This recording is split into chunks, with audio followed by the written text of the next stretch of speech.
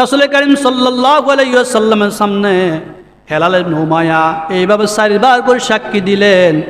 রাসূল করিম সাল্লাল্লাহু আলাইহি ওয়াসাল্লাম বললেন, হেলাল ইবনে উমাইয়া 5ম নম্বর সাক্ষী দাও। খবরদার, হুঁশিয়ার, আল্লাহর আইন বহুত কঠিন, আল্লাহর আইন কিন্তু সাধারণ ব্যাপার নয়। হে হেলাল ইবনে উমাইয়া, দুনিয়ার শাস্তি আসিবে, 80 দৌড়া খাইবা মিথ্যা কথা বলার কারণে।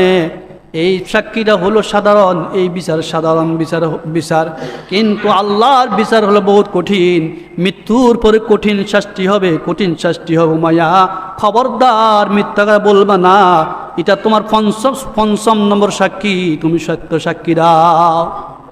হেলাল ইবনে উমাইয়া আল্লাহর কাছে ফরিয়াদ করে, রব্বুল আলামিন, আমি আমার স্ত্রীর ব্যাপারে যে কথাগুলো বলেছি সত্য বলেছি, মিথ্যা বলি নাই, 100% শিওর, আমার একটা কথা সত্য মিথ্যা নয়।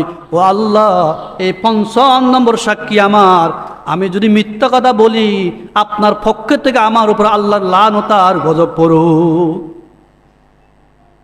কলম খোলা তো, খোলাসা।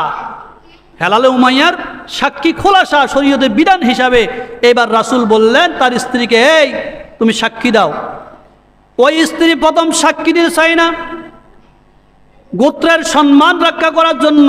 সেই তো জানে আমি মিথ্যাবাদী, আমি অকাম করেছি, কিন্তু শোক শরমে সমাজে গোত্রের সম্মান রক্ষা করার জন্য স্ত্রী আল্লাহর কাছে 4 বার করে সাক্ষী হলো, আল্লাহ আমি সত্য বলেছি মিথ্যা বলি নাই, সত্য বলেছি মিথ্যা বলি নাই।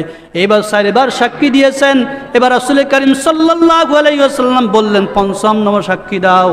আল্লাহ নবী ঘোষণা করলে, খবরদার, খবরদার হে নারী, শরীয়তের বিধান বহুত কঠিন, শরীয়তের হদ তোমাকে 80 বেত লাগানো হবে বা 100 ডোরা লাগানো হবে, দুনিয়াতে মারা যাইবা, হয়তো থাকবা, কিন্তু কিয়ামতের শাস্তি, কবরের শাস্তি খুব কঠিন, খুব কঠিন। খবরদার, কবরের শাস্তির ভয় করো, কিন্তু সত্য কথা বলবা 5ম নম্বর সাক্ষীতে। এই মহিলাটি যখন 5ম নম্বর সাক্ষী দিলেন, 5ম নম্বর সাক্ষীর ব্যাপারে একটু গড়াফসি করলেন, ঘাবড়িয়ে গেলেন। এরপরও মিথ্যা কথা বলে 4 বার 5ম নম্বর সাক্ষী দিয়েছেন। তখন শরীয়তের বিধান হিসাবে রাসূল করিম সাল্লাল্লাহু আলাইহি ওয়াসাল্লাম তার উপরে হদ ব্যবহার, দৌড়া লাগাইতে পারে না, শরীয়তের বিধান প্রয়োগ করতে পারে না, শরীয়তের বিধান প্রয়োগ করতে পারে না। নবী করিম সাল্লাল্লাহু আলাইহি ওয়াসাল্লাম তাদের মধ্যে বিয়া বিচ্ছেদ করে দিল। আল্লাহ তাআলা ওই কথা বলছেন, ওয়াল খামিসাতু আন্না লাআনাতাল্লাহি আলাইহি